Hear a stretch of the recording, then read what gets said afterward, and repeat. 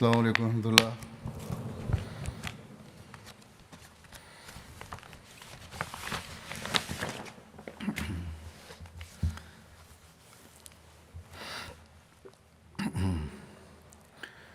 أشهد أن لا إله إلا الله وحده لا شريك له وأشهد أن محمدا عبده ورسوله أما بعد فأعوذ بالله من الشيطان الرجيم بسم الله الرحمن الرحيم الحمد لله رب العالمين الرحمن الرحيم مالك يوم الدين إياك نعبد وإياك نستعين اهدنا الصراط المستقيم صراط الذين أنعمت عليهم غير المغضوب عليهم ولا الضالين.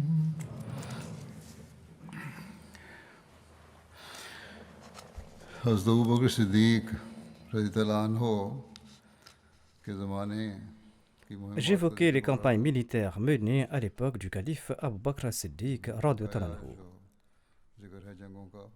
Je compléterai aujourd'hui le récit des batailles restantes, batailles menées sous la direction de Khalid bin Walid radhiyallahu anhu.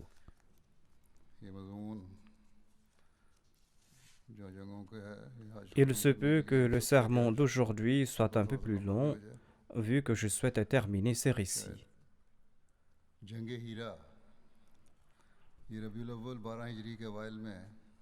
La bataille d'Al-Hira a eu lieu au cours du mois Rabiul Awwal au tout début de l'année 12 de l'Hégire.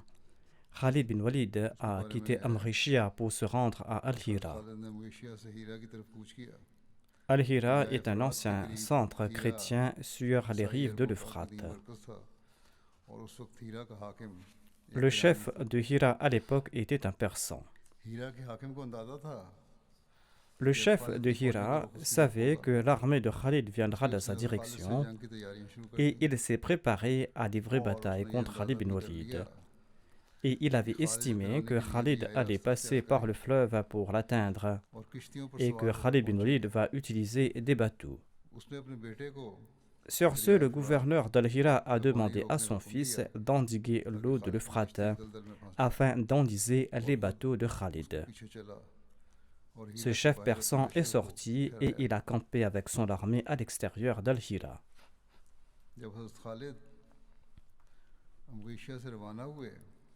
Khalid a quitté Amrishia en chargeant les bateaux des soldats, des bagages et des butins.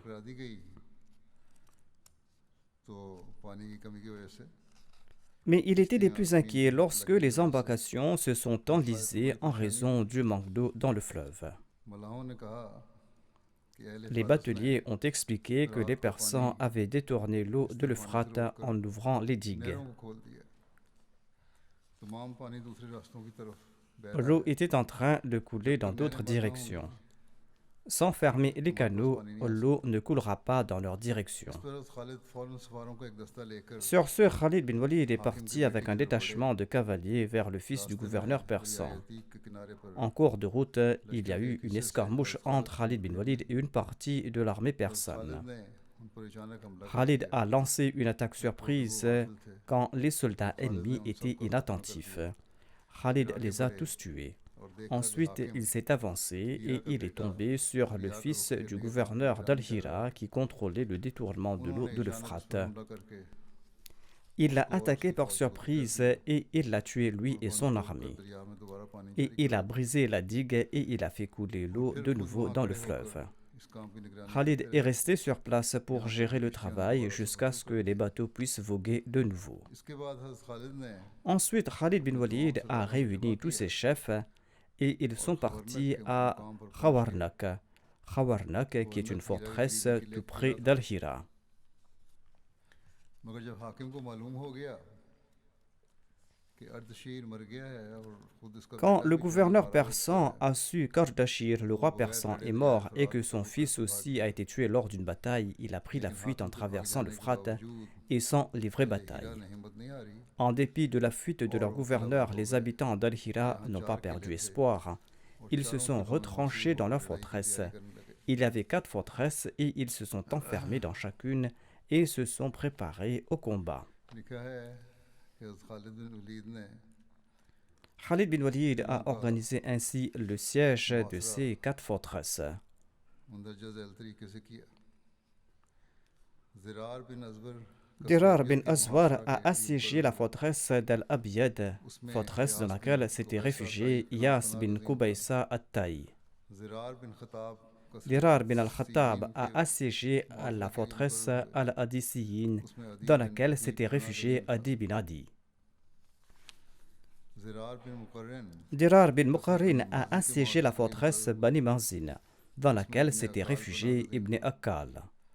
Muthanna बिन हारिसा Al-Muthanna bin Haritha कस्र a इब्न assiégé la बुकैला forteresse d'Ibn के Bukayla, मुहासरा के लिए dans मुकर्रर laquelle हुए s'était réfugié उसमें Amr अमर बिन bin अब्दुल Abd मसीह पनाह al-Masih. गज़ीन था हज़रत खालिद ने अपने उमरा के Khalid bin नाम एक Walid a फरमान जारी émis cet किया ordre à ses commandants. पहले उन लोगों को इस्लाम की दावत दें Invitez ces gens vers अगर वो l'islam dans un इस्लाम premier कबूल कर temps. लें S'ils तो उनके embrassent इस्लाम को l'islam, मान eh लें bien acceptez leur और अगर वो conversion. इनकार करें S'ils तो उन्हें rejettent एक दिन cette की मोहलत दें invitation, donnez-leur un और उन्हें jour de हुक्म दें कि répit. दुश्मन को मौका न दें Et il leur a aussi और हुक्म enjoint दिया de ne laisser कि aucun दुश्मन को मौका répit न à दें l'ennemi, बल्कि mais उनसे de le किताल करें combattre और मुसलमानों को et de ne दुश्मन से pas किताल करने empêcher से मना les करें musulmans à livrer bataille. दुश्मन ने मुकाबला राय को इख्तियार किया L'ennemi और a opté मुसलमानों को pour le पत्थरों से combat निक्षेप कर et दिया ils ont commencé à envoyer des pierres मुसलमानों ने sur les फकीरों की musulmans. बारिश की Les musulmans leur ont envoyé des nuées de और flèches et मोहल्लात और ils ont lancé किलों को फतह l'assaut. कर लिया Ils ont conquis les वादियों ने quartiers आवाज़ et लगाई les forteresses. यहाँ जो Les फादर prêtres ont मौजूद थे कि lancé. ए मोहल्ले मोहल्ले Ô वालों gens des forteresses, हम तुम्हारे vous सिवा êtes en train कोई de nous कत्ल न tuer. करने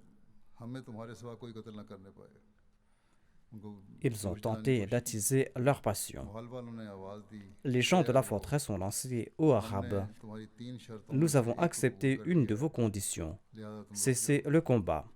वहाँ जब उन्होंने देखा कि Lorsqu'ils ont constaté que अरब les गालिब आ रहे musulmans हैं remportaient la मुसलमान victoire, उन्होंने ils ont émis le souhait d'ouvrir les पहले portes de la forteresse. शर्तों को खोलने का ख्याल जाहिर किया इन मोहल्लात के सरदार बाहर Les निकले chefs de ces forteresses फिर sont हज़रत sortis à खालिद ने l'extérieur. इन मोहल्ले वालों से Khalid अलग les अलग a मुलाकात rencontrés की séparément और उनके et इस फेल il पर les a माफ़ी blâmés pour leurs actions और मुलामत करते हुए फरमाया et il a कि déclaré अफसोस Malheur à तुमने vous, अपने आप को क्या समझकर हमसे pourquoi मुकाबला किया avez-vous pris les armes contre अगर nous? तुम अरब हो तो किस Si वजह vous से êtes तुम des अपने Arabes, अपने ही हम pourquoi कौम लोगों का combattre vos मुकाबला करके compatriotes? शर्माता हो गए और अगर तुम अजमी हो Si vous तो êtes des क्या तुम्हारा Persans, ख्याल है croyez-vous pouvoir कि तुम vaincre एक des ऐसी कौम के personnes qui मुकाबले में sont जीत जाओगे incomparables dans leur जो अदल justice? इंसाफ में नज़ीर नहीं रखती Ainsi, सरदारों ने ces जिजिया chefs देने का ont इकरार कर accepté लिया de payer la खालिद jizya. को उम्मीद थी कि हम कौम Khalid के croyait que जजिए ces Arabes इराकी d'Irak अरब accepteraient ज़रूर l'islam इस्लाम étant कबूल कर donné qu'ils लेंगे étaient des compatriotes. लेकिन उन्हें बेहद ताज्जुब हुआ Mais il était जब très उन्होंने étonné बदस्तूर ईसाई रहने lorsque पर ces इसरार chefs ont किया insisté qu'ils vont बहरहाल demeurer chrétiens. हज़रत खालिद ने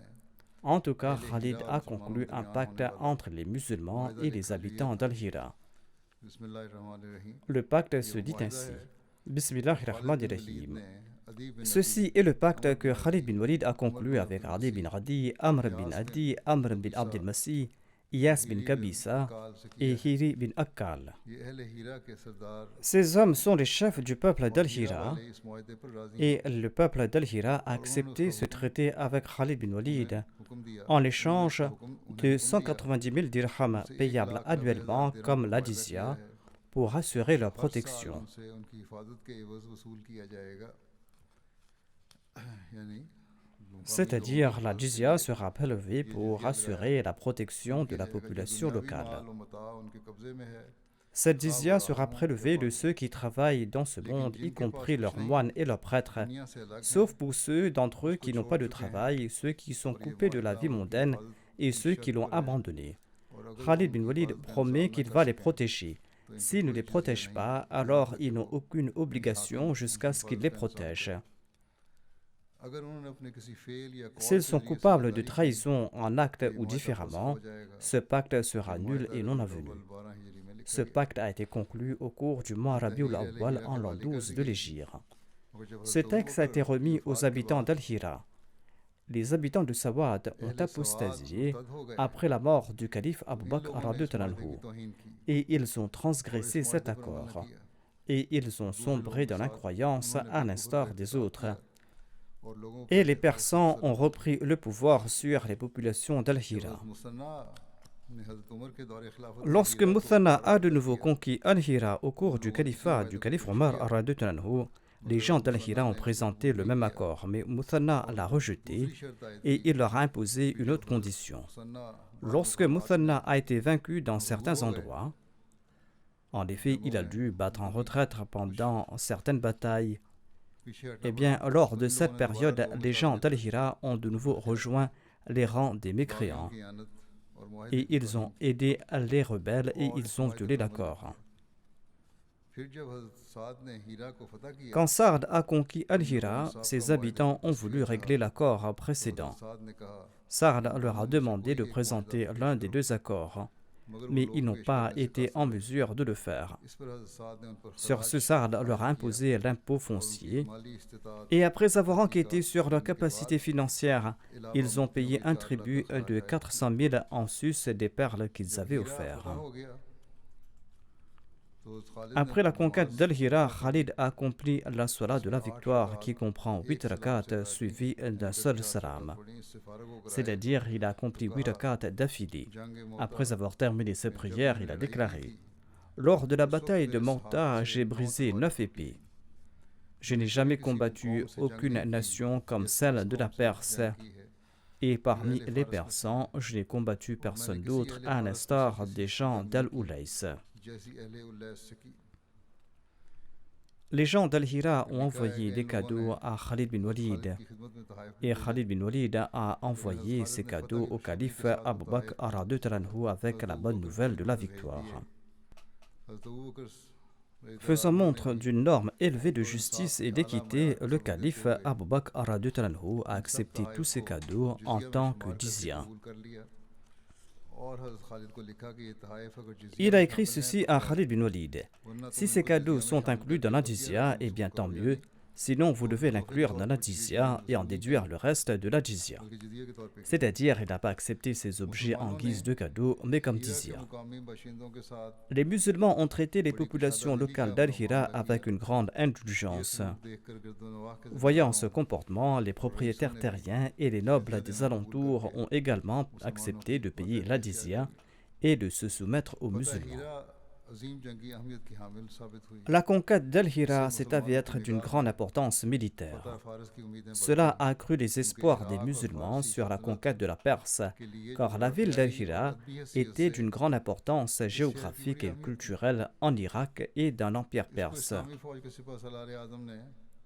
Le commandant en chef de l'armée islamique l'a nommé comme son centre et son quartier général, d'où il émettait ses ordres de rassemblement, de défense et de soutien aux forces islamiques. Il en a fait le centre de sa stratégie et de sa politique liée au traitement des prisonniers. Et de là, Khalid a nommé des fonctionnaires dans différentes provinces pour percevoir le tribut et la jizya. De même, il a nommé des commandants aux frontières pour les protéger de l'ennemi.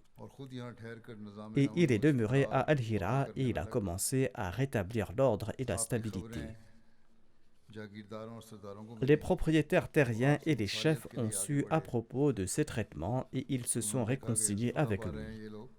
Quand ils ont constaté que les musulmans remportaient la victoire, eh bien, ces personnes se sont réconciliées avec eux. Il n'y avait personne dans le Sawat, en Irak et dans ses environs qui ne s'était pas réconcilié avec les musulmans et qui n'avait pas conclu de pacte.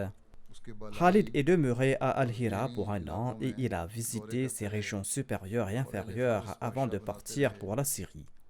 Pendant ce temps, les Persans nommaient leur roi et les déposaient. Lorsque la situation en Irak est devenue favorable et qu'il n'y avait plus de menace entre Al-Hira et le Tigre en raison de la fin de la domination perse sur les territoires arabes, eh bien Khalid bin Walid a décidé d'attaquer directement la Perse.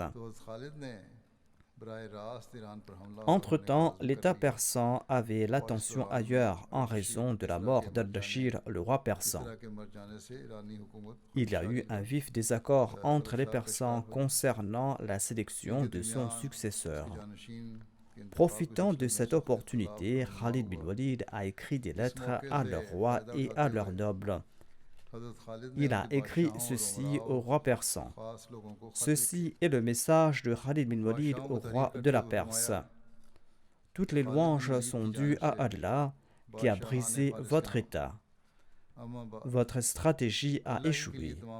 Dieu a créé la discorde parmi vous et il a affaibli votre force et il a enlevé votre richesse et il a réduit en poussière votre domination et votre honneur. Acceptez l'islam quand vous recevrez ma lettre et vous serez en sécurité, ou acceptez de payer la dizya en concluant un pacte. C'est-à-dire que si vous n'acceptez pas l'islam, eh bien concluez un accord de paix et acceptez de payer la dizya. Si vous agissez de la sorte, nous allons vous quitter, vous et votre territoire, et nous allons partir ailleurs. Sinon, par Allah, en dehors de qui il n'y a pas de Dieu, je viendrai à vous avec un peuple qui aime la mort autant que vous aimez la vie et qui désire l'au-delà autant que vous désirez ce monde. Par la suite, Khalid bin Walid a écrit ceci aux agents et aux nobles persans. Ceci est la lettre de Khalid bin Walid à l'endroit des dirigeants et des nobles de la Perse. Acceptez l'islam et vous serez en sécurité, ou payez la dizya et nous serons responsables de votre sécurité. Sinon, sachez que je suis venu vous attaquer avec un peuple qui aime la mort autant que vous aimez le vin. La conquête d'Al-Hira a répondu en partie aux ambitions du calife Abu Bakr concernant la conquête de l'Irak et concernant sa soumission à l'Empire islamique. Ceci était le prélude à une attaque directe contre le Persan. Khalid bin Walid a accompli brillamment son devoir à cet égard et il est arrivé à El-Hira en très peu de temps.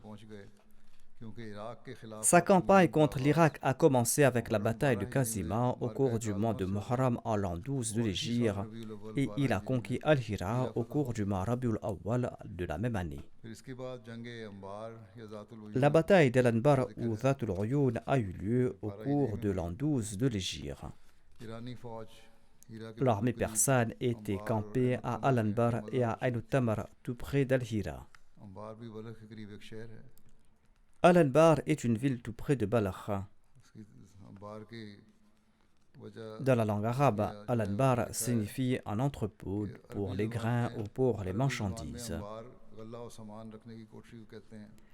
Cette ville s'appelait Al-Anbar car il y avait là-bas une abondance de vivres, de nourriture et de boissons.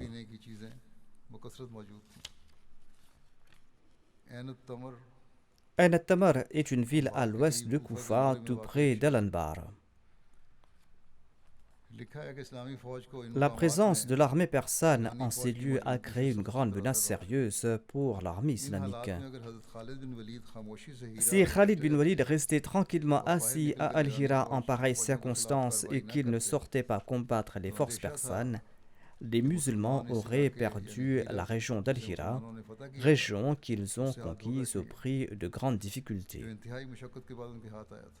Khalid bin Walid a ordonné à l'armée de se préparer. La situation étant maîtrisée à Al-Hira et dans ses environs, et la paix étant rétablie, Khalid bin Walid a nommé Al-Qaqab Amr al-Tamri comme son adjoint à Al-Hira, et il est parti renforcer Iyaz bin Ghanam. Iyaz bin Ghanam avait été envoyé par le calife Abu Bakr as-Siddiq pour conquérir l'Irak depuis le nord, et le calife lui avait ordonné de rencontrer Khalid bin Walid. Le commandant de l'armée persane d'Al-Anbar était Shirazaz, le chef de Sawad. En son temps, il était un persan très intelligent, honorable et apprécié à la fois par les Arabes et par les Persans. Sawad est un lieu célèbre tout près de Madaïn. Les habitants d'Al-Anbar se sont retranchés dans la forteresse et ils ont creusé une tranchée autour de la forteresse et ont rempli cette tranchée d'eau. Cette tranchée était proche du mur du fort et si un musulman était proche de la tranchée, les soldats adverses stationnés sur les murs du fort forceraient ce musulman à battre en retraite avec un tir nourri à l'arc. Telle était la situation quand Khalid est arrivé avec la partie avant de son armée. Il a fait un circuit autour de la tranchée et il a examiné les dispositions de défense du fort et il a fait un plan avec sa perspicacité octroyée par Dieu. Khalid bin Walid s'est rendu auprès de ses archers et il a sélectionné un millier d'entre eux, un millier qui était de très bons tireurs. Et il leur a dit « Je constate que ces gens ignorent complètement les principes de la guerre. Dirigez vos flèches uniquement vers les yeux de ces soldats et frappez-leur nulle part ailleurs. » Les archers ont décoché une volée de flèches au même moment, et ce à plusieurs reprises. Ceci a eu pour résultat qu'environ 1 millier de soldats ennemis ont perdu leurs yeux ce jour-là. Et c'est pourquoi cette bataille est connue sous le nom de Zatul Uyun, c'est-à-dire la bataille des yeux.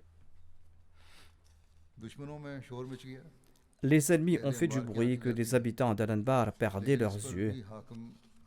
Mais même en ces conditions, le dirigeant d'Al-Anbar a refusé de se rendre sans condition. Sur ce, Khalid bin Walid a emmené les chameaux faibles et fatigués de son armée au point le plus étroit de la tranchée. Ensuite, il a fait égorger les chameaux et il les a jetés dans la tranchée et il l'a comblée. Il a construit un pont avec ces animaux. Ainsi donc, les musulmans et les polythéistes se faisaient face dans la tranchée. Voyant cela, l'ennemi s'est retranché dans le fort. Shirazaz, le dirigeant d'Al-Anbar, a alors envoyé un message à Khalid bin Walid pour conclure un traité de paix. Et il a demandé qu'il soit autorisé à partir de là avec un troupe de cavaliers sans aucun bagage et de se rendre auprès de sa demeure. Khalid bin Walid a accepté sa requête. Ces historiens et ces biographes qui accusent Khalid bin Walid de brutalité et de tuerie doivent réfléchir ici. En dépit d'un conflit des plus brutaux, et malgré le refus répété de l'offre de paix, Khalid a prévalu sur l'ennemi. Et quand l'ennemi lui a demandé la permission de partir de là, Khalid bin Walid lui a donné la permission de partir et d'emporter avec lui des provisions pour 3 jours, et Khalid bin Walid n'a pas attaqué l'ennemi. Ceci est la réponse aux accusations que Khalid bin Walid serait coupable de cruauté. Shirazaz, le chef d'Al-Anbar, s'est échappé et il s'est rendu auprès de Bahman Jazawi et il l'a informé à propos de ces événements. Bahman Jazawi a réprimé Shirazaz. Shirazaz a déclaré « J'étais parmi des gens dépourvus de raison d'origine arabe. » Il ne faisait pas référence aux musulmans ici, mais aux tribus arabes, des gens d'Al-Anbar qui étaient des ignorants selon lui. Shirazaz a déclaré « J'ai entendu dire que les musulmans nous attaquent sans se soucier de leur vie. Quand une nation agit sans se soucier de sa vie, la victoire lui revient de fait. »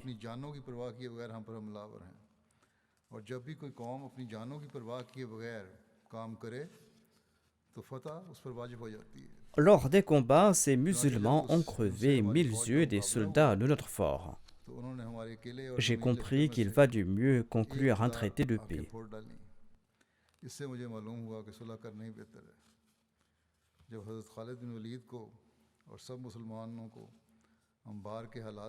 Khalid bin Walid et tous les musulmans étaient satisfaits de la situation d'Al-Anbar et tous ses habitants sont sortis sans crainte.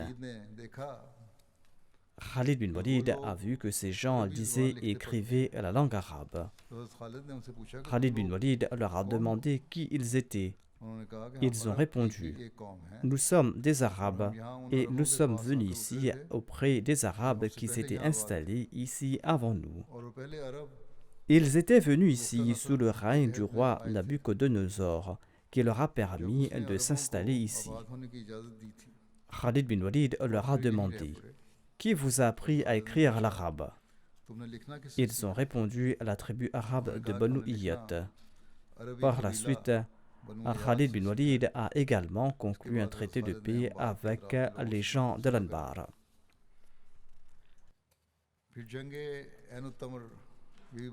La bataille d'Ain al-Tamar a eu lieu au cours de l'an 12 de l'Hégire. Ayant conquis Al-Anbar qui est passé sous son contrôle, Khalid bin Walid s'est tourné vers Ain al-Tamar, la région voisine, une région située à la lisière du désert entre l'Irak et le désert syrien. Il lui a fallu 3 jours de voyage pour atteindre Ain al-Tamar depuis Al-Anbar. Du côté persan, le dirigeant était Mehran bin Bahzam. Il se trouvait là-bas avec une grande armée de Persans. En sus de l'armée persane, il y avait aussi différentes tribus bédouines d'Arabie, dont le chef était Akka bin Abi Akka. Quand ils ont entendu parler de Khalid, Akka a dit à Mehran: les Arabes savent combattre les Arabes. Laissez-nous et Khalid. Il se targuait de pouvoir battre Khalid bin Walid. Mehran, le persan, a déclaré: tu as raison de dire que vous savez combattre les Arabes, tout comme nous, les Persans, savons combattre les Persans. Ainsi, il a trompé Akka et il s'est sorti d'affaire à travers Akka. Il a dit à Akka: combattez Khalid, et si vous avez besoin de nous, nous allons venir vous aider. Quand Akka est parti combattre Khalid bin Walid, usant d'un langage très dur à propos d'Akka, les Persans ont dit à Mehran: qu'est-ce qui t'a poussé à lui dire ceci? Il a déclaré: laissez-moi, j'ai voulu ce qui est meilleur pour vous et pire pour les musulmans. Khalid bin Walid est en effet celui qui a tué vos rois et il vient vers vous. Il parlait donc de Khalid bin Walid et disait qu'il était un très grand commandant. Il a ajouté: il a piétiné votre gloire. J'ai utilisé Akka comme bouclier contre eux. Si les Arabes sont victorieux contre Khalid, eh bien cette victoire sera la vôtre. Si le contraire se produit, eh bien vous allez combattre les musulmans lorsqu'ils se seront affaiblis. Nous allons les combattre lorsque nous serons forts et lorsque les musulmans seront faibles. En entendant cela, les Persans ont accepté la supériorité de l'opinion de Mehran. Mehran est demeuré à Ain al-Tamar et Akka s'est arrêté sur la voie pour rencontrer Khalid bin Walid. Akka était en train d'organiser les rangs de son armée lorsque Khalid l'a attaqué et l'a capturé. Son armée a été vaincue et s'est enfuie sans combat. La plupart d'entre eux ont été capturés. Mehran s'est enfui avec son armée lorsqu'il a reçu cette nouvelle et ils ont abandonné le fort. Les soldats vaincus d'Akka se sont réfugiés dans ce fort et Khalid bin Walid les a assiégés et ils ont demandé la paix à Khalid, mais celui-ci a refusé. Ils se sont rendus en acceptant sa décision. Il les a fait prisonniers et il a tué Akka et tous ceux qui étaient avec lui dans la bataille contre les musulmans et il a emprisonné ceux qui étaient à l'intérieur du fort. Les biens du fort ont été pris comme butin. Il a trouvé dans le fort 40 garçons dans leur congrégation qui étaient pris en otage par les chrétiens. La plupart de ces garçons étaient d'origine arabe. Et ils sont importants dans l'histoire de l'islam car leurs descendants comprennent de grandes personnalités, des personnalités qui ont laissé des traces profondes et indélébiles sur l'histoire de cette époque et sur l'époque suivante. Parmi ces jeunes se trouvait Sirin, le père de Mohammed bin Sirin. Il y avait aussi Nusayr, le père de Moussa bin Nusayr. Et il y avait aussi Humran, l'esclave affranchi d'Othman bin Affan. Sirin était originaire de l'Irak. Il a été capturé lors de la bataille d'Ain al-Tamr. Et il était l'esclave d'Anas bin Malik. Il était un très grand artisan et il a obtenu sa liberté en concluant un contrat d'affranchissement avec Anas. Son fils était Mohammed bin Sirin, qui était un célèbre tabi'i et un grand érudit dans le domaine du tafsir, du hadith, du fiqh et dans l'interprétation des rêves. Mohammed bin Sirin était donc le fils de Sirin qui avait été fait prisonnier lors de cette bataille et qui a obtenu sa liberté par la suite. Nusayr était le père de Moussa bin Nusayr. Il a été l'un des prisonniers des Banu Umayya. Un individu des Banu Umayya l'avait libéré. Nusayr est devenu célèbre en raison de son fils Moussa. Moussa bin Nusayr s'est fait de la renommée en Afrique du Nord et il a joué un rôle majeur dans l'établissement de l'État islamique en Espagne avec Tariq bin Ziyad. Hamran bin Abban était également l'un des prisonniers de la bataille d'Ain al-Tamr. Il était un juif et il a embrassé l'islam. Le calife Othman l'avait libéré et il était proche de Othman. En l'an 41 de l'Hégire, il est devenu le dirigeant de Bassoura pendant quelque temps. Et il s'est fait un grand nom au cours du règne des Banu Umayya par la suite. Khalid bin Walid a envoyé la bonne nouvelle de la victoire et la part du Khums au calife Abu Bakr radhiyallahu anhu. Après la victoire d'Al-Anbar et d'Ain al-Tamr, Khalid a envoyé Walid bin Uqba auprès du calife Abu Bakr radhiyallahu anhu avec la bonne nouvelle de la victoire et avec la part du Khums. Il a informé le calife à propos de la situation à Médine et il a déclaré que Khalid avait quitté Al-Hira en ignorant les ordres du calife et il s'est rendu à Anbar et à Ain al-Tamr car cela faisait un an qu'il n'avait pas bougé d'Al-Hira. En effet, le calife Abu Bakr lui avait donné des instructions d'attendre à Al-Hira. Mais Khalid pensait qu'il était mieux de bouger de là en raison des circonstances. D'ailleurs, on ignorait quand Iyaz sera libéré de Dumatul Jandal et quand il pourra se rendre à Al-Hira pour aider Khalid bin Walid. Iyaz avait pris du retard et il ne bougeait pas de là. D'ailleurs, le calife Abu Bakr était lassé par la lenteur d'Iyaz et il croyait qu'il était en train de démoraliser les musulmans. Si l'ennemi avait obtenu des informations sur les exploits de Khalid en Irak, il aurait profité de la faiblesse d'Iyaz et infligé de lourdes pertes aux musulmans. La bataille de Dumatul Jandal a eu lieu en l'an 12 de l'Hégire. Dumatul Jandal est une ville située à 5 nuits de voyage de Damas et à 15 nuits de voyage de Médine, c'est-à-dire selon les moyens de déplacement de l'époque. Il s'agit de la ville syrienne la plus proche de Médine. Iyaz bin Khanam, qui a été envoyé par le calife Abu Bakr à Doumma, a fait face à la résistance de l'ennemi pendant très longtemps. C'est pour cette raison qu'il n'a pas pu partir à la rencontre de Khalid bin Walid. Khalid a envoyé Walid bin Uqba pour présenter au calife Abu Bakr la bonne nouvelle de la victoire d'Ain al-Tamr. S'inquiétant pour le sort d'Iyaz, le calife Abu Bakr radhiyallahu anhu a envoyé Walid bin Uqba pour l'aider. Walid bin Uqba est arrivé auprès d'Iyaz et il a constaté que celui-ci avait encerclé l'ennemi et que l'ennemi l'avait encerclé et avait bloqué son chemin. Walid bin Uqba a dit à Iyaz: « Parfois, une parole de sagesse est plus efficace que le grand nombre de l'armée. Veuillez envoyer un messager à Khalid bin Walid, lui demandant de l'aide. » Iyaz n'avait pas d'autre choix que d'accepter les conseils de Walid, car cela faisait plus d'un an qu'il était à Dumatul Jandal. Et il n'y avait toujours aucun signe de victoire. Iyaz a suivi le conseil de Walid. Quand son messager est arrivé auprès de Khalid pour demander de l'aide, Celui-ci avait déjà conquis Ain al-Tamr. Il a présenté une courte lettre à Iyas et a renvoyé le messager immédiatement afin d'atténuer ses soucis. Il disait dans sa lettre « Veuillez patienter. Des montures portant des lions viennent vers vous avec les épées étincelantes. Des légions viennent vers vous. » Voici le récit du départ de Khalid bin Walid à Dumatul Jandal. Après la conquête d'Ain al-Tamr, Khalid bin Walid a nommé Uwaym bin Kahl Aslami comme son adjoint et il a pris son armée qui était à Ain al-Tamr pour se rendre à Dumatul Jandal. Khalid bin Walid a parcouru cette distance de 300 000 en moins de 10 jours. Les habitants de Dumatul Jandal ont appris la nouvelle de l'arrivée de Khalid bin Walid et ils ont demandé de l'aide à leurs tribus alliées.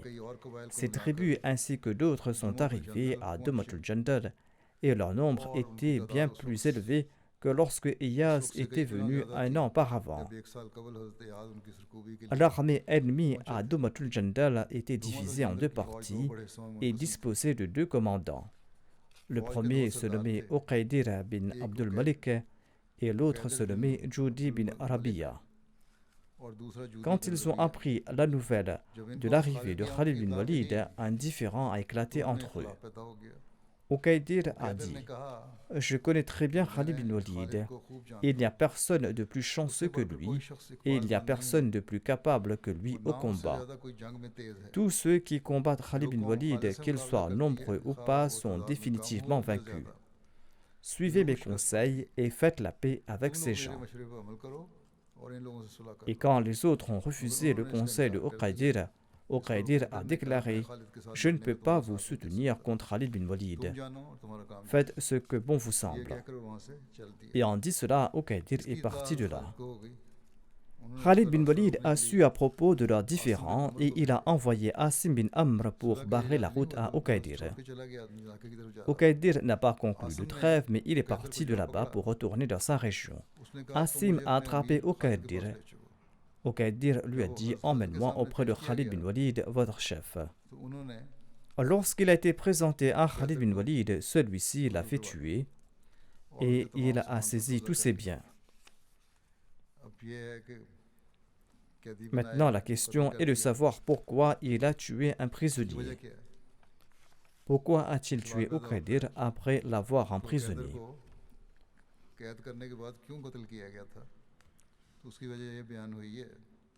La raison est que, dans le passé, le messager d'Allah sallallahu alayhi wa sallam, avait envoyé Khalid bin Walid chez Uqaydir lors de la bataille de Tabouk.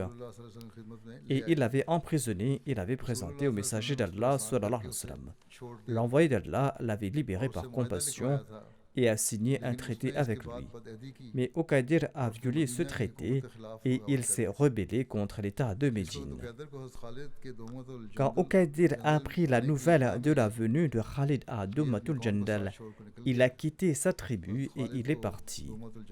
Khalid a su à son sujet sur le chemin de Dumatul Jandal et il a envoyé Asim bin Amr pour l'arrêter.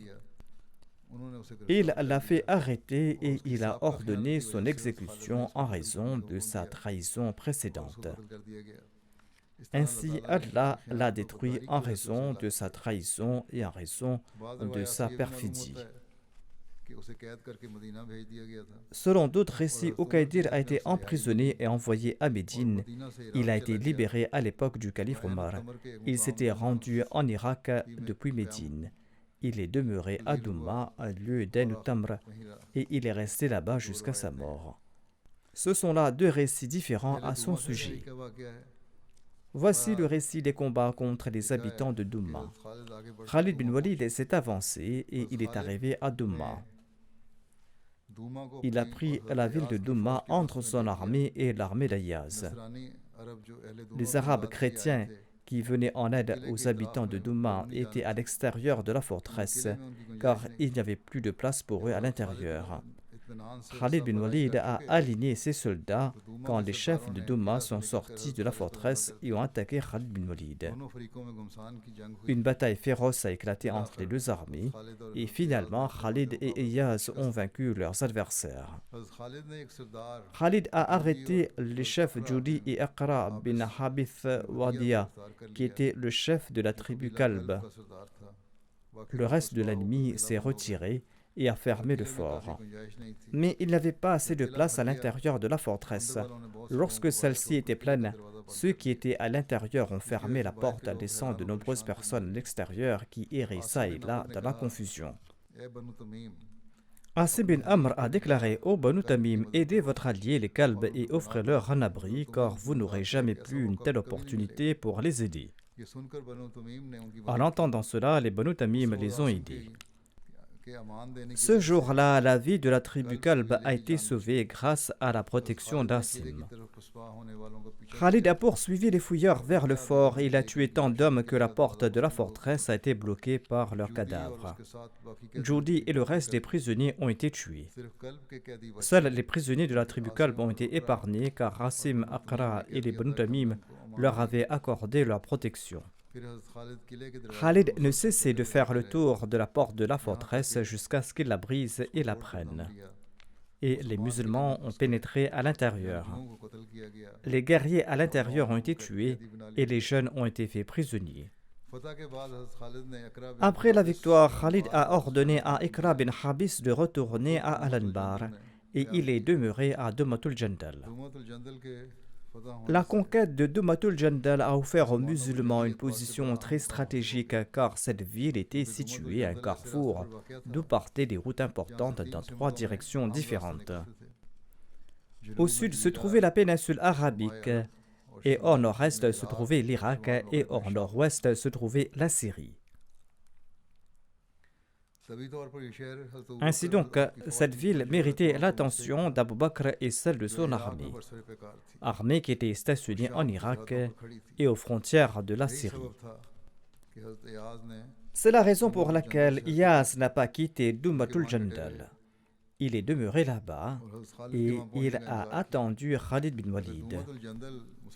Si Dumatul Jandal ne passait pas sous le contrôle des musulmans, les armées musulmanes en Irak seraient confrontées à de grands dangers. Ensuite, il y a eu les batailles de Husayd et de Khanafis. Husayd est une petite vallée située entre Koufa et la Syrie. Khanafis est un lieu tout près d'Al-Anbar, du côté irakien. Khalid bin Walid était à Dumatul Jandal quand les Persans complotaient contre lui et les musulmans. Les Arabes de la péninsule avaient conspiré avec les Persans pour venger la mort d'Akka, leur chef. Zarmahar et Rozba, 2 Persans, sont partis de Bagdad pour se rendre à Al-Anbar.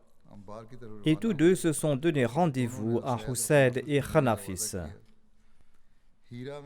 Al-Qaqa bin Amr, l'adjoint de Khalid bin Walid à Al-Hira, a entendu cette nouvelle. Sur ce, il a ordonné à Abin bin Fadaki de se rendre à Husayd et il a envoyé Urwa bin Jata à Khanafis.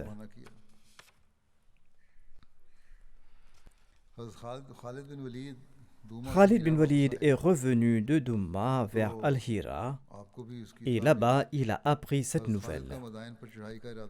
Il avait l'intention d'attaquer Al-Madain, mais sur place il a su à propos de ces événements. Sur ce, il a envoyé Al-Qaqa bin Amr et Abu Layla combattre Rozba et Zarmahar. Khalid bin Walid a reçu une lettre d'Imra al-Qais Kalbi. Celui-ci était l'agent de l'envoyé d'Allah au sein des tribus Khuza et Kalb, 2 tribus qui étaient demeurées fidèles à l'islam au cours du califat d'Abu Bakr radhiyallahu anhu. Khalid a reçu la lettre l'informant que Hudayl bin Imran avait rassemblé des troupes à Moussaïr et que Rabbiya bin Boujar avait rassemblé ses troupes à Sani et Bishr. Pour assouvir leur vengeance suite à la mort d'Akka, ils se rendaient auprès de Rouzaba et Zarmahar. Dès qu'il a appris cela, Khalid bin Walid a nommé Iyas bin Khanam comme son adjoint à Al-Hira et il est parti de là. Il a pris la même route qu'Al-Qaqa et qu'Abu Layla vers Khanafis, et il les a rencontrés tous les deux à Ain Tamr. Sur place, Khalid bin Walid a nommé Al-Qaqa commandant de l'armée et il l'a envoyé vers Usaid. Il a envoyé Abu Layla vers Khanafis et il leur a ordonné d'encercler l'ennemi et leur instigateur et de les rassembler en un seul lieu. Si l'ennemi ne se rassemble pas, il faudra les attaquer tels quels. Et à constater que Zarmeher et Ruzaba ne faisaient aucun mouvement, Al-Qaqa s'est avancé vers Usaid. Le chef des armées arabes et persanes de ce côté était Ruzaba. Quand il a vu Al-Qaqa s'approcher de lui, il a appelé à l'aide Zarmeher. Zarmeher a nommé un adjoint au sein de son armée et il est parti au secours de Ruzaba. Les deux belligérants se sont battus à Usaid. Une bataille féroce a eu lieu. Allah a tué un grand nombre de Persans. Al-Qaqa a tué Zarmeher et Ruzaba a également été tué. Beaucoup de butin est tombé entre les mains des musulmans lors de cette bataille. Les fugitifs de Usaid se sont rassemblés à Khanafis. Abu Layla s'est dirigé vers Khanafis avec son armée et les renforts qu'ils avaient reçus. L'armée vaincue de Usaid s'est rendue auprès de l'adjoint de Zarmeher.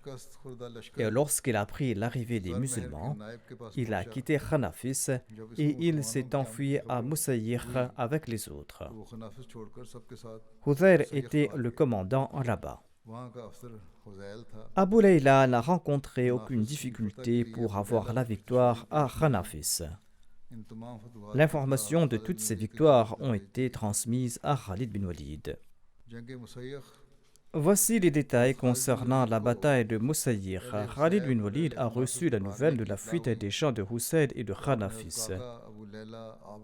Sur ce, il a écrit une lettre à Al-Qaqa, Abu Layla, Awad et Urwa, dans laquelle il a fixé avec eux un rendez-vous nocturne à Musayir. Musayir est situé entre Horan et Kald.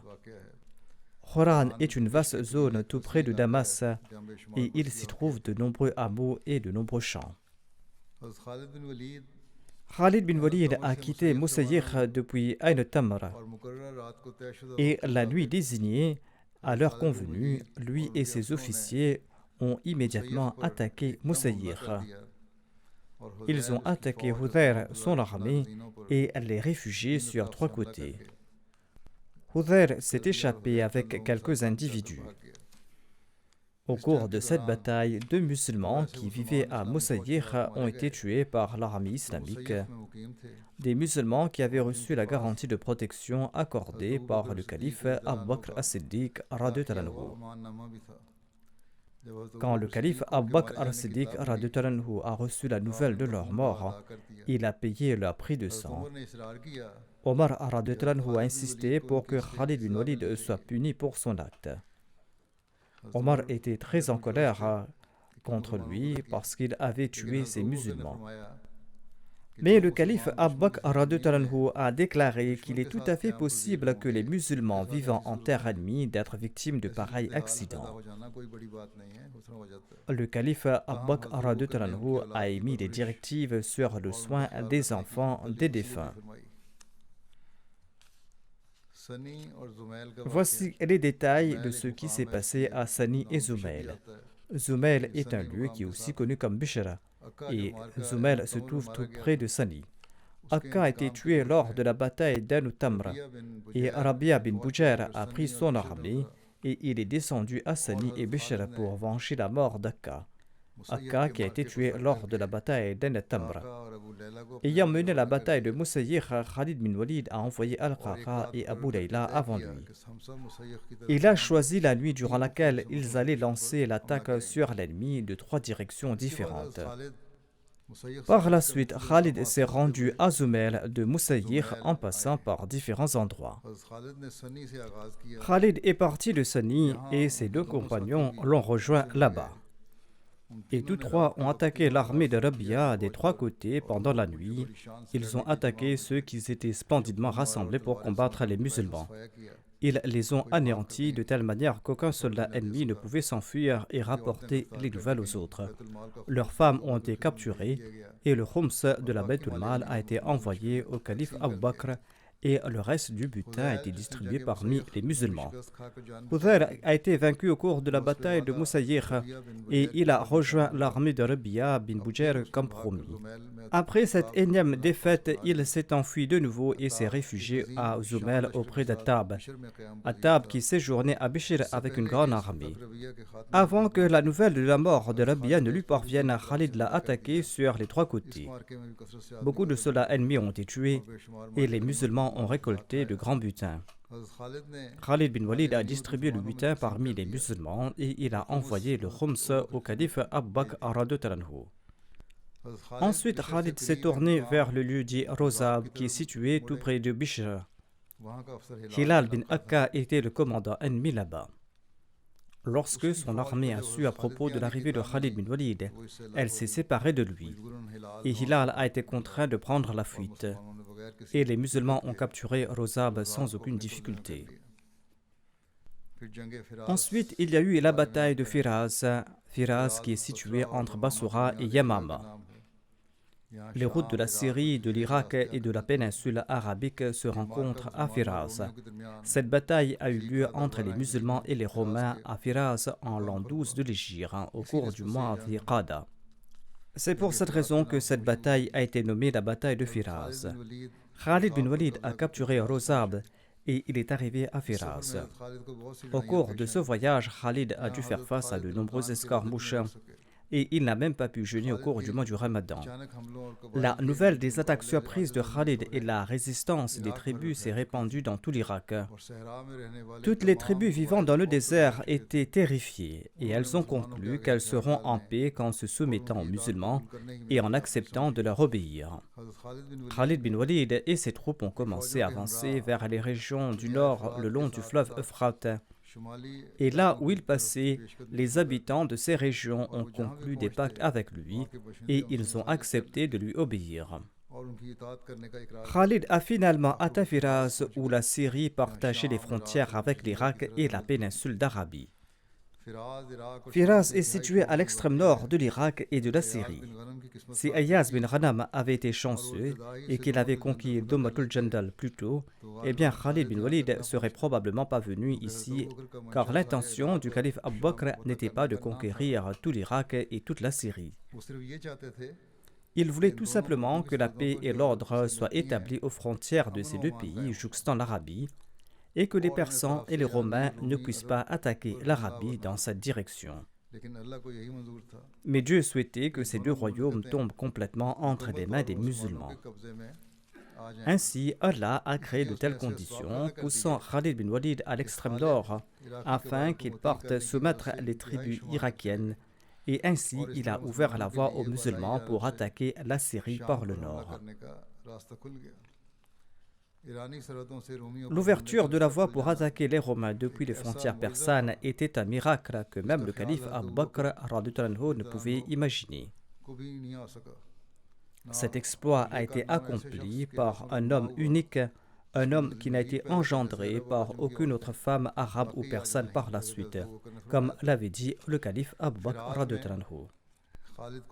Khalid a dû demeurer à Firaz pendant un mois tout entier.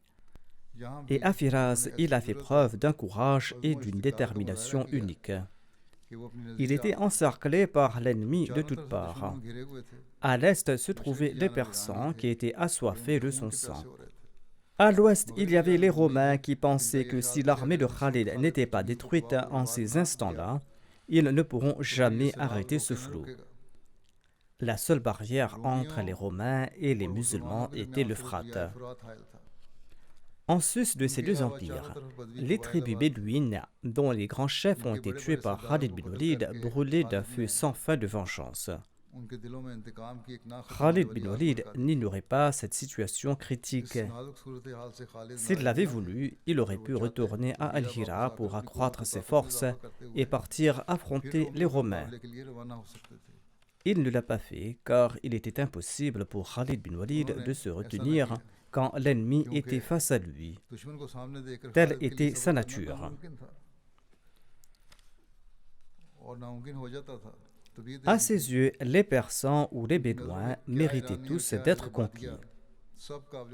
Il ne s'était jamais soucié à propos de leurs grandes armées et il n'était pas prêt de s'en soucier à l'avenir.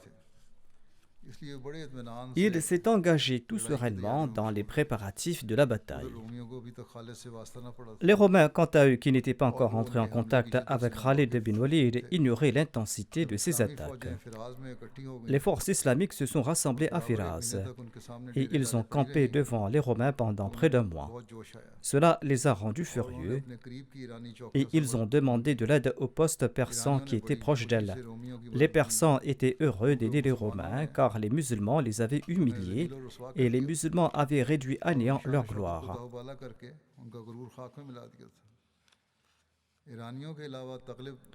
Outre les Persans, les tribus arabes Taghlib, Iyad et Nimr ont également apporté leur plein soutien aux Romains, car ils n'ont pas oublié la mort de leur chef et de leurs notables. Ainsi, une immense armée de Romains, de Persans et de tribus arabes est partie combattre les musulmans. En atteignant le fleuve Euphrate, ils ont envoyé un message aux musulmans. Allez-vous traverser le fleuve et venir jusqu'à nous, ou souhaitez-vous que nous venions vers vous? Khalid bin Walid a répondu, venez vers nous. Si vous êtes venus vous battre contre nous, eh bien, venez ici. L'armée de l'ennemi a traversé le fleuve et s'est rendue de l'autre côté. Pendant ce temps, Khalid bin Walid a bien organisé son armée. Il a aligné ses soldats et il a préparé son armée à combattre l'ennemi. Au moment de la bataille, le commandant de l'armée romaine a ordonné à son armée de se séparer en tribus différentes afin de savoir quel groupe parmi eux avait accompli d'exploits plus remarquables. Ainsi, l'armée romaine s'est séparée sous leurs chefs respectifs. La bataille a débuté. Khalid bin Walid a ordonné à son armée d'encercler l'ennemi de toutes parts et de rassembler l'ennemi en un seul endroit. Les musulmans devaient effectuer des attaques successives de sorte que l'ennemi n'ait pas la chance de récupérer. Il en fut ainsi. Les troupes islamiques ont encerclé l'armée romaine et l'a réunie en un seul endroit et a commencé à l'attaquer violemment. Les Romains et leurs alliés pensaient qu'ils pourraient prolonger la bataille en envoyant des tribus séparées contre les musulmans, et que lorsque les musulmans seraient épuisés, ils vont les attaquer de plein fouet, et ainsi ils pourront les vaincre complètement. Mais cette idée était mauvaise, et cette stratégie s'est retournée contre eux. Les musulmans les ont rassemblés en un seul endroit, et ils ont commencé à les attaquer. L'ennemi n'a pas pu répliquer et a été vaincu rapidement, et tous les soldats ennemis ont fui le champ de bataille. Mais les musulmans allaient-ils les laisser partir? Ils les ont poursuivis sur une longue distance et les ont tués. Tous les historiens sont unanimes que 100 000 soldats ennemis ont été tués lors de cette bataille sur le champ de bataille et dans la poursuite. Après la victoire, Khalid est resté à Firaz pendant 10 jours et le 25 Dhul-Qa'da de l'an 12 de l'Hégire, il a ordonné à son armée de retourner à Al-Hira. Un écrivain a commenté à propos de cette bataille en disant « Au cours du califat d'Abu Bakr as-Siddiq, les musulmans ont affronté pour la première fois les grandes puissances de Rome et de la Perse et leurs armées arabes. Cependant, les musulmans ont remporté une grande victoire. Et sans nul doute, cette bataille est l'une des plus historiques et des plus décisives de l'époque. Bien que cette bataille n'ait pas eu la renommée d'autres grandes batailles, elle a néanmoins détruit la force intérieure des mécréants, qu'ils soient de la Perse, de Rome, de l'Arabie ou de l'Irak. Cette bataille de Khalid Saifullah menée en Irak a été son dernier maillon. Après cette bataille, la gloire des Persans a été réduite en poussière. Par la suite, ils n'ont jamais recouvert la force militaire nécessaire pour effrayer les musulmans. Un historien a décrit l'importance de la bataille de Firaz en ces termes. L'échine de l'armée persane a été brisée après la victoire des musulmans à Oulaïs. Khalid bin Walid a poursuivi son avance et a conquis respectivement Amrishia, Al-Hira, Al-Anbar, Ain al-Tamra et Dumatul Jandal. Et il est parvenu finalement à Firaz, une ville située sur le fleuve Euphrate et proche de la frontière de l'Empire romain. À Firaz, l'armée unie des Romains, des Persans et des tribus chrétiennes s'est battue contre les musulmans, mais Khalid bin Walid a vaincu cet important groupe d'infidèles. Le conquérant de l'Arabie, Sayyidina Khalid bin Walid, a conquis l'Irak en 1 année et 2 mois. Il disposait au total de 10 000 soldats sous son commandement, et il y avait presque autant de soldats sous les autres commandants musulmans. Les exploits magnifiques accomplis par une si petite armée durant cette période sont sans précédent dans l'histoire. Khalid bin Walid a participé à toutes les batailles et il n'a jamais connu la défaite. Il avait reçu le titre de Sayfullah, c'est-à-dire l'épée d'Allah, de la part de l'envoyé d'Allah, sallallahu alayhi wa sallam, et il a été à la hauteur de ce titre. Par la suite, il a si bien géré les territoires conquis que les gens ont commencé à préférer l'État arabe à celui de la Perse. La dernière victoire des Arabes a été à la conquête de Firaz. Khalid est demeuré à Firaz pour 10 jours. Ensuite, il a pris la moitié de son armée et il est parti pour le front de la Syrie.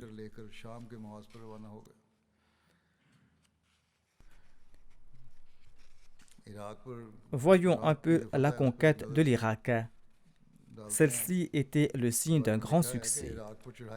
En Irak, les musulmans ont infligé des défaites dévastatrices successives aux forces persanes. Des forces persanes qui étaient bien plus puissantes en nombre et en équipement. Il faut aussi se rappeler que l'armée persane était l'armée la plus meurtrière de son époque. L'histoire est incapable de fournir un autre exemple d'un si grand accomplissement que celui accompli au cours du califat d'Abu Bakr as-Siddiq radhiyallahu anhu. Sans aucun doute, tous les succès dans le domaine militaire sont dus à Khalid bin Walid et à ses compagnons et à ses généraux. Mais le fait est indéniable que ces victoires et ces succès étaient sous le patronage d'une grande personnalité comme Abu Bakr as-Siddiq radhiyallahu anhu. L'histoire témoigne qu'aucun grand et talentueux général d'armée ne peut faire preuve d'une telle constance, d'une telle intégrité, loyauté et sincérité s'il n'est pas influencé par les qualités personnelles et la haute personnalité du chef de l'État. L'exemple personnel, la bonne gouvernance et la constance démontrées par le calife Abu Bakr as-Siddiq radhiyallahu anhu durant toutes les étapes des guerres contre l'incroyance, contre l'apostasie et la rébellion, jusqu'à la conquête de l'Irak, ont poussé les musulmans à consentir aux plus grands sacrifices. Tous ces ordres et ces instructions étaient complets et perspicaces, et son caractère personnel était des plus distingués.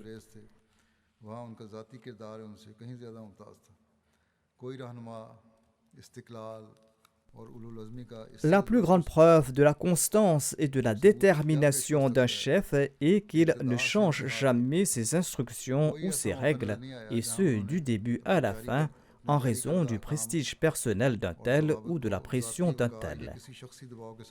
L'exemple de bonne foi et de confiance présenté par le calife Abu Bakr radhiyallahu anhu est inégalé eu égard à ses efforts pour maintenir les normes élevées pour la performance de ses subordonnés talentueux et pour accroître leur esprit d'abnégation et de sacrifice.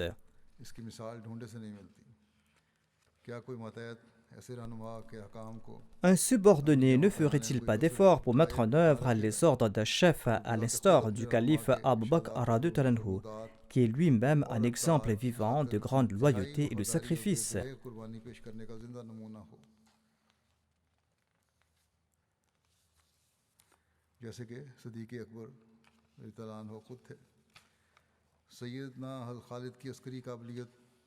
La capacité militaire de Sayyidina Khalid le place à juste titre dans les rangs des grands généraux de ce monde. Les principes de sagesse arabe adoptés, voire institués par Sayyidina Khalid, eu égard à ses adversaires, est un brillant chapitre de l'histoire militaire.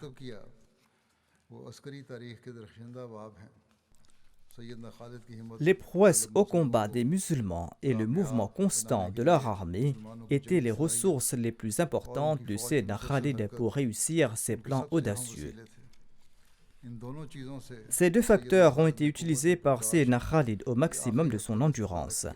Et cela n'a été possible que parce qu'il n'a jamais mis ses soldats dans des difficultés qu'il n'avait lui-même pas subies. Le premier calife occupe une place prépondérante dans l'histoire de l'islam et Sayyidina Khalid était également le premier de ces célèbres généraux qui ont conquis les régions extérieures et qui ont refaçonné la carte politique et religieuse du monde sous la direction du calife Abu Bakr as-Siddiq radhiyallahu anhu. Les musulmans, sous la direction politique et spirituelle d'Abu Bakr as-Siddiq radhiyallahu anhu et sous la direction militaire de Khalid bin Walid, ont balayé l'Irak comme une tempête d'un bout à l'autre. Et maintenant, ils étaient sur le point de s'en prendre à une autre puissance, celui de l'Empire l'Est de Rome. Inch'Allah, je présenterai le reste de ces récits de l'époque du calife Abu Bakr as-Siddiq radhiyallahu anhu plus tard. Comme je l'avais dit au tout début, les récits d'aujourd'hui allaient exiger un peu plus de temps. Ces récits sur cette série de batailles prend fin ici. Vendredi prochain, Inch'Allah, se tiendra la Jalsa Salana de la Jamaat Ahmadiyya du Royaume-Uni. Priez pour qu'Allah bénisse cette Jalsa sous tous les angles. Que le voyage des participants se passe dans les meilleures conditions. Priez aussi pour ceux qui vont présenter leur service. Qu'Allah leur accorde la capacité d'assumer correctement leurs devoirs. Car cette grande jalsa se tient après un écart de 2 ans, voire de 3 ans. La Jalsa Salana de l'année dernière était sur une petite échelle. Il y aura des difficultés car la Jalsa Salana de cette année-ci sera sur une plus grande échelle. Qu'Allah supprime toutes ces difficultés administratives ou autres qui pourraient survenir.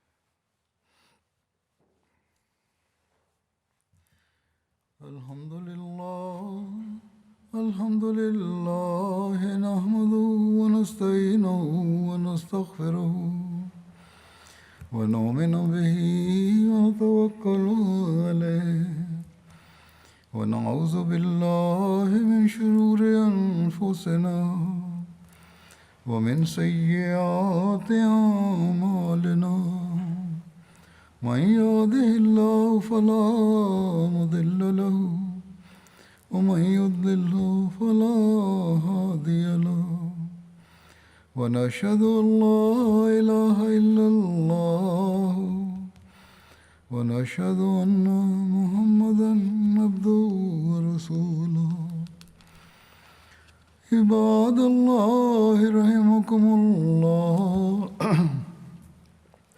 عباد الله رحمكم الله إن الله يأمر بالعدل والإحسان وإيتاء ذي القربى وينهى عن الفحشاء والمنكر والبغي يعظكم لعلكم تذكرون اذكروا الله يذكركم وادعوه يستجب لكم ولذكر الله أكبر